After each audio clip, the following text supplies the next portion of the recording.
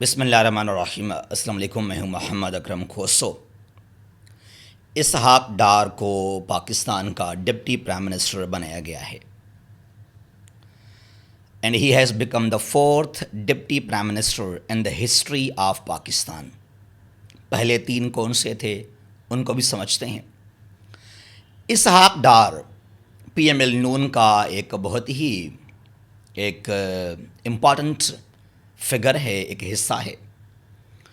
اور پہلے ہم نے کیا دیکھا کہ جہاں تک بات ہے فنانس کے منسٹری کی، وزیر خزانہ، کئی مرتبہ آپ نون لیگ کے گورنمنٹ کے دوران جو ہیں آپ وزیر خزانہ بنے، اور اس مرتبہ جیسا کہ 2024 کے الیکشنز ہوئے اس کے بعد آپ کو بنایا گیا پاکستان کا وزیر خارجہ۔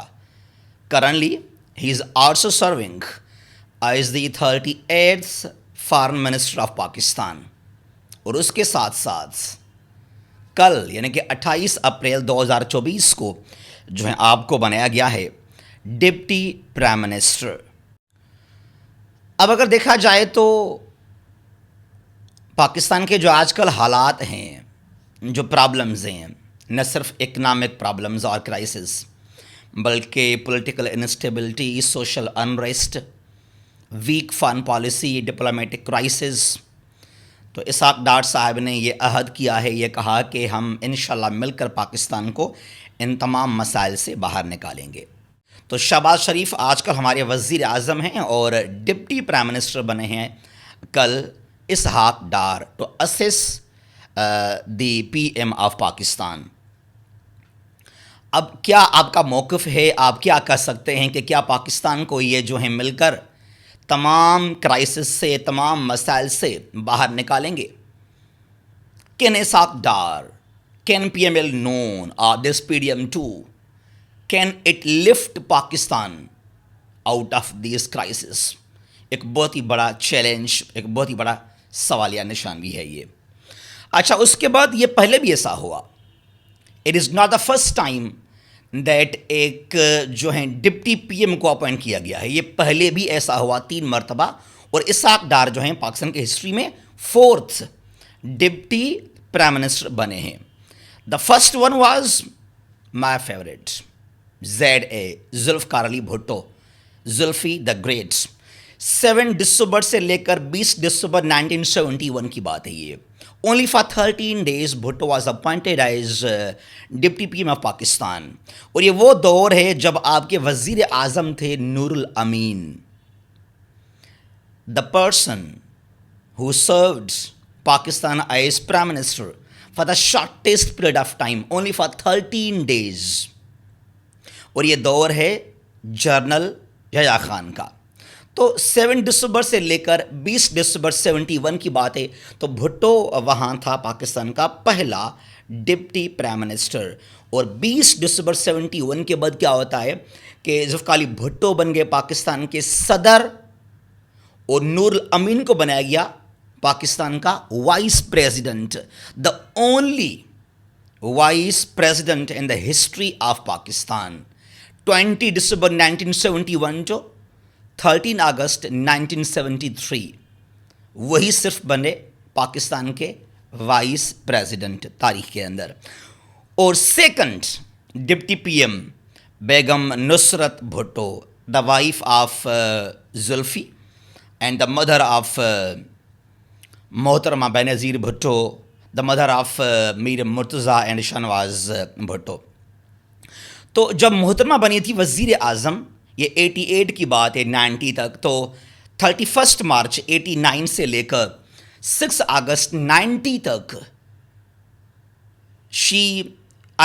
نصرت Bhutto was appointed as a second deputy P M in the history of Pakistan.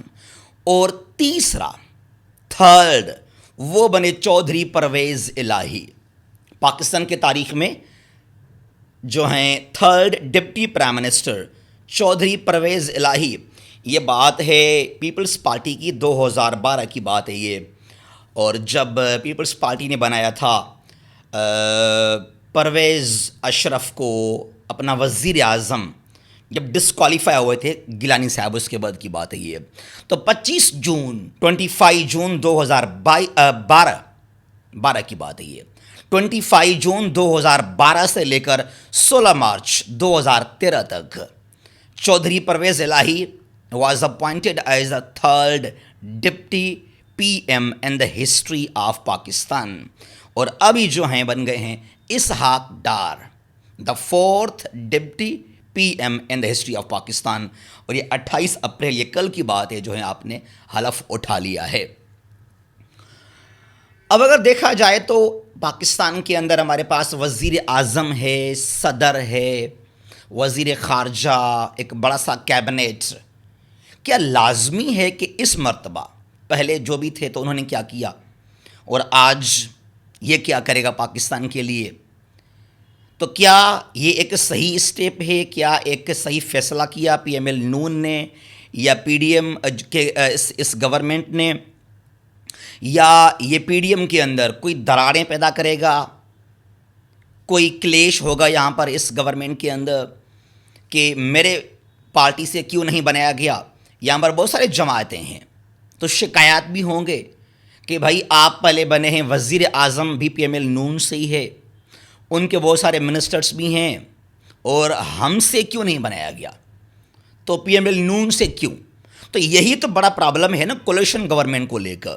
میں نے پہلے بھی کہا کہ کولیشن گورنمنٹ جو ہے، جو اتحادی جماعتیں ہیں، وہ عوام کے لیے کچھ بہتر نہیں کر سکتے، کیونکہ جو گورنمنٹ بہت سارے جماعت مل کر بنائیں، اس گورنمنٹ کے سامنے جو بہت ہی بڑا چیلنج ہے وہ پاورٹی، انمپلائمنٹ، اکنامک کرائسس نہیں ہے کہ ملک کو بہتر کس طرح لے کے چلنا ہے، عوام کو کیا چیز ہم لازمی پرووائڈ کر سکیں، بیسک رائٹس کیا ہیں، ایجوکیشن، ہیلتھ، انصاف، جسٹس، روزگار کیا ہے. نہیں، وہ گورنمنٹ پہلے یہ سوچے گی کہ مجھے اپنا مدعا کیسے مکمل کرنا ہے، مجھے خود کو کس طرح سروائیو کرنا ہے.